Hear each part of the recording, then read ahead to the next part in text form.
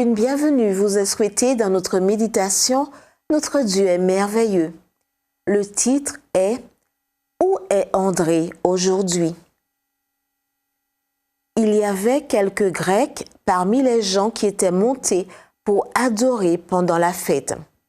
Ils s'approchèrent de Philippe de Bethsaïda en Galilée et lui demandèrent « Seigneur, nous voudrions voir Jésus. » Philippe alla le dire à André.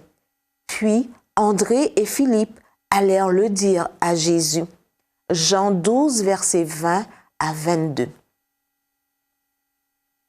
Selon notre texte d'aujourd'hui, des Grecs dirent à Philippe qu'ils voulaient voir Jésus, mais Philippe, au lieu de les amener directement au Seigneur, se tourna d'abord vers André. Pourquoi Philippe en parla-t-il d'abord à André? Avait-il des doutes sur la façon de procéder?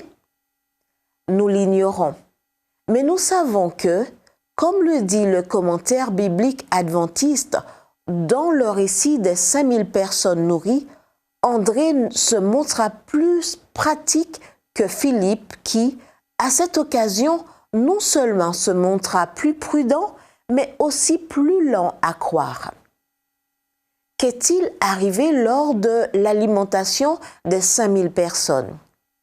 Rappelez-vous que c'est André qui avertit le Seigneur qu'il y avait dans la foule un garçon avec 5 pains d'orge et 2 poissons, voir Jean 6, versets 8 à 9. Comment le sut-il? Je veux dire, parmi les milliers de personnes rassemblées ce jour-là, comment André put remarquer que ce garçon avait exactement 5 pains d'orge et 2 poissons?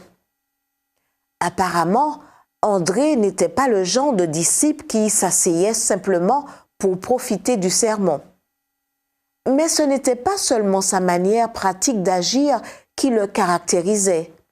C'était aussi son désir d'amener les gens à Jésus. N'est-ce pas la première chose qu'il fit quand il rencontra Jésus? Il trouva d'abord son propre frère Simon et lui dit « Nous avons trouvé le Messie ». Il le conduisit vers Jésus. Jean 1, versets 41 à 42. Aujourd'hui, nous avons besoin de plus de disciples de type André, c'est-à-dire des disciples qui soient plus affairés à amener des âmes aux pieds du Seigneur qu'à occuper des postes importants quand vient le temps des nominations.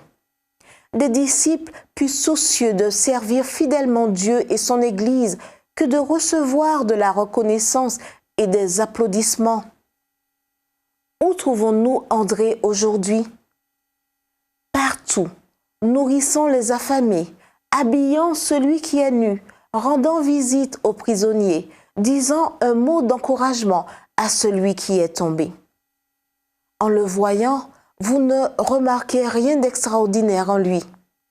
Cependant, comme l'exprime à juste titre Colin Rees, combien notre monde serait sombre s'il n'y avait pas des gens comme André qui font briller leur petite lumière. Grâce à eux, la lumière de Jésus-Christ resplendit dans un monde entouré de ténèbres. Prions. Seigneur Jésus, comme André, je veux aujourd'hui faire briller ma petite lumière devant quelqu'un qui est dans l'obscurité. Mais je veux le faire d'une manière qui glorifie ton nom, car toi seul es digne d'honneur et de gloire, aujourd'hui et pour les siècles des siècles. Amen.